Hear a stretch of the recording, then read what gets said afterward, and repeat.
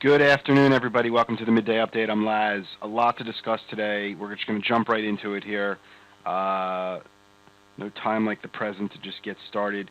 It is now 12:30, and this is the S&P chart, or a spider chart, and you can see that we are continuing down. We are now on the third day of this overlapping contraction off of these lower highs. We did, break support. Looks like we came in and retested this morning. This was a gap up, and we are just getting obliterated here as we speak through lunch. Market has done nothing but sell off. Let's look intraday from the open. This was the open. We saw a nice gap opening, probably threw a lot of people a little wrench there as we closed pretty much on our lows yesterday, but selling continuing, and we are now again just these snaps into these declining averages are where you want to look to continue selling, and I suspect the selling may continue. We are now through what has been a 2-day. We're now in 2-day consolidation. We have undercut these lows. Let's go back to the daily, and there's room to go lower. I mean, there's just room to go lower. This is kind of a broader look here. There is our first layer of support. Let's call it somewhere down, in this general area, SPY 140. But I don't know if that's really going to be that significant. I'm really eyeing up some of these open gaps back here. You can see where I'm, the X marks the spot. Open gaps from, this July, the mid-July uptrend that started. I suspect that we might see these gaps again, which come into play, down really more towards the 200 EMA. You can see this black line here. This is our 200 EMA. SPY 136, and again, this will continue to rise, but I think there's a lot of damage being done here. You're seeing it in specific stocks, and you're starting to see it here in the market itself. Now, a prudent trader probably going to look to watch the price action down in this area of support that I'm highlighting here. So I think we may be in for possibly another down move and then maybe a little bit of a bounce. So we're going to keep an eye on the short term here, but as of right now, intraday, market looks like it still wants to try and push lows. This has been nothing but selling all day. Let's pop over and take a look at some other things. We're going to go and jump into the banks. We're going to start with Goldman. Goldman broke its short-term uptrend a few days back, and selling continuing here today. We talked about this in the VTF. A couple guys shorting Goldman today. Snapping up, you can see this ADMA declining, and then sellers stepping in. Let's take a look at the intraday. Popping up early in the morning and then rolling over. There was some good opportunity here intraday if you were a part of the active trader room or even on the VTF overall. At this point, maybe a little oversold intraday. We could be ready for a little bit of a bounce here. But on the daily chart, the bigger picture is this is now consolidating, and to me, it looks like it could potentially continue to trade lower. So, if the banks start to break down or start to, really, really push down, the market's probably going to continue with that. So we need to keep a very watchful eye on the banks. JP Morgan as well, lower highs in place here.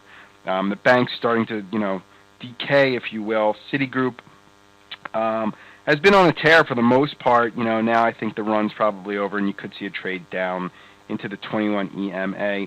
Another, way to trade it is to look at the FAS, leveraged ETF.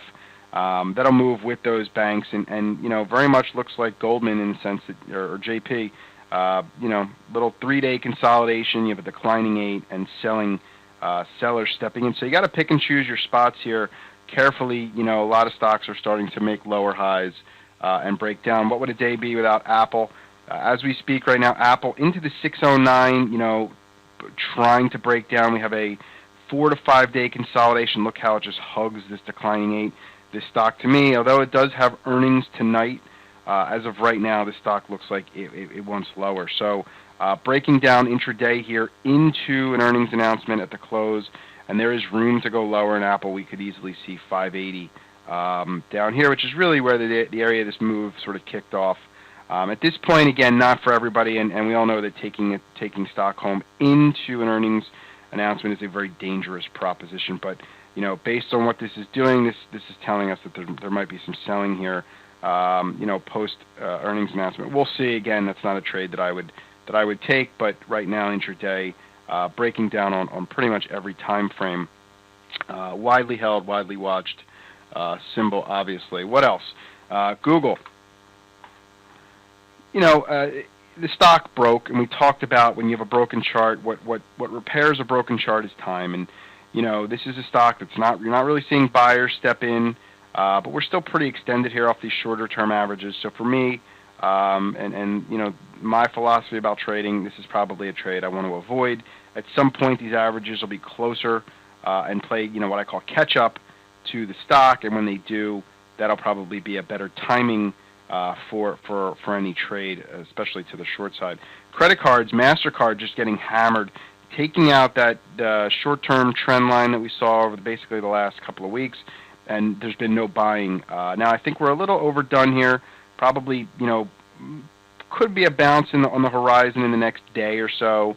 Trading down into support, but really just a very smooth, decline here. You can see it broke the 8, broke the 21, and now back into support.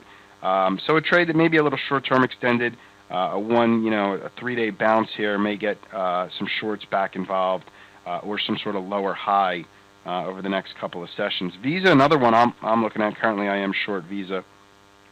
Again, declining 8, little 3-day bounce into those averages and starting to come off intraday.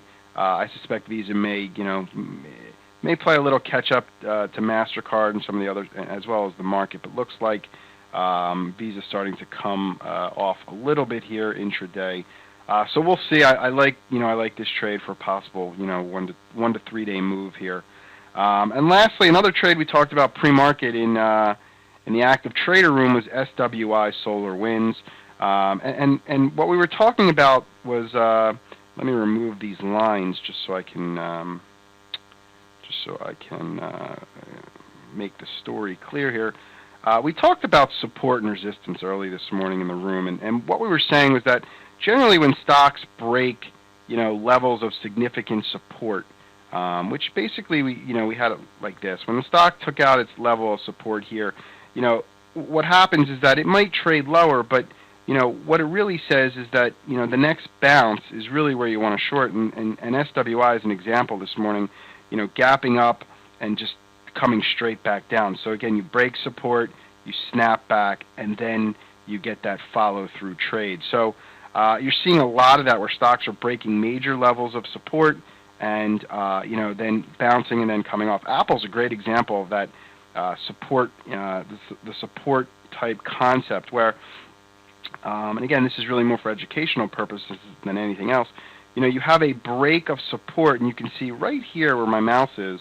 I'll make it a little bit bigger. Apple comes down, breaks a level of support, but then snaps back. But the next time it comes down, notice what happens. A much stronger move ensues. So you're seeing that in a lot of different symbols, that break of support type trade.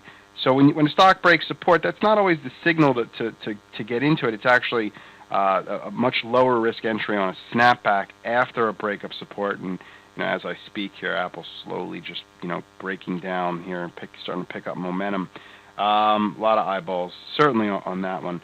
And that in a nutshell, you're seeing just a lot of selling today. It's midweek. It's now lunchtime, and selling is just pretty much across the board. A lot of earnings plays are still getting hit. As companies announce, you're seeing large gaps. But moreover, it's a very tradable market right now. There's opportunity, for the active intraday traders. If you're a longer term trader looking to put money to work to the long side, you gotta wait, because as we all know from the summer of 2011, where we saw a sharp down move, and even in 2008, and as history repeats itself, selling can be a very, very fear-driven, fast market. So let's wait for signs that we've seen a slowdown of the selling. So far, those signs haven't morphed. If anything, selling is actually picking up some speed here. So be careful, be cautious, take the right trades. You got to be on the VTF. And if you're not really aware of some of these tactics and techniques that I'm talking about, get yourself involved, educate yourself, study, learn. It's the only way you're going to thrive as a trader. As always, Plan Trader is a profitable trader. I'm Laz. Have a great day. Hi, I'm Sean Hendelman of T3 Live, where we train, coach, and mentor traders in order to help you put your money to work with confidence. The T3 Live approach is a blueprint for you to recognize, adapt, and ultimately take advantage of different market conditions. To begin your training with T3 Live, we would like to offer you the opportunity to enroll in our free 30-day online home study course. Fill in your name and email address, and I'll see you on the other side.